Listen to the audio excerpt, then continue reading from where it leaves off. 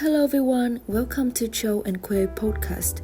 Today we are discussing a fascinating study by Hassett et al. 2008 on the toy preference of children and monkeys. Are gender toy preference due to biology or socialization? We are going to explore that question, look at the study real-world impact, and weigh the study's strengths and weaknesses. I'm Chau, and joining me is Khue. Hey everyone! The study looks at how boys and girls might prefer different toys and whether that's because of biology, like prenatal hormones, or if it's just how we're socialized. We're going to break down the findings and what they mean in everyday life. Let's get to it. So, Hassett et al. Want to know if kids' toy preference are shaped more by biology or socialization. They look at two things: how children choose toys and how rehearsed monkeys, who haven't been socialized with human toys, do the same. They found that boys and girls showed clear preference. Boys like action toys like trucks, while girls prefer nurturing toys like dolls. That's not surprising, right? But then they test rhesus monkeys who have no exposure to human culture and found that the male monkeys also prefer wheel toys while the females like plush toys.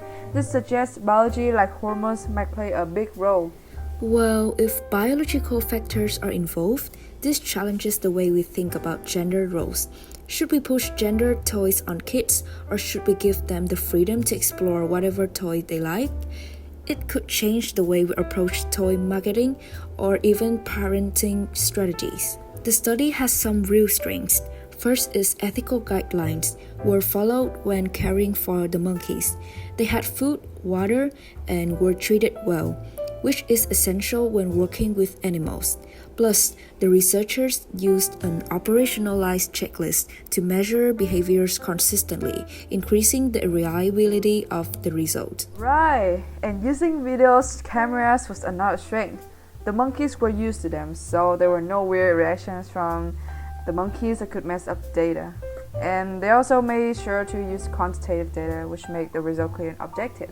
But there are some weaknesses. For example, during one trial, a monkey tore a plush toy, and the experiment had to be stopped early. That cuts down the reliability because it wasn't consistent with the other trials. And there's also the issue of observer bias. The researchers knew the monkey's gender, which could have influenced how they record the data. Exactly. Another problem is that the sample lacked adult male monkeys, which means the findings are harder to generalize to the entire monkey population. Plus, the monkeys were in captivity, which could have affected their behavior. In their wild, they might act differently when exposed to new toys. Also, the monkeys were grouped together during each trial.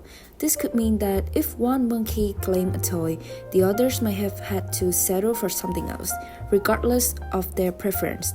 That could affect the study's validity. In conclusions, Hassett et al.'s study shows that biological factors like hormones may play a big role in gender toy preference, even in animals. But there's still room for socialization to influence things. It raises the important questions for real life. For example, should we rethink how market toys to kids, or how we encourage them to explore their interests without gender pressure? This study suggests that biology and socialization both play a role in shaping who we are. Definitely! Thanks for tuning in today. If you want to dive deeper into gender development or the nature versus nurture debate, stay tuned for our next episode. Thank you so much for listening to Chau and Khue podcast, and we will catch you next time.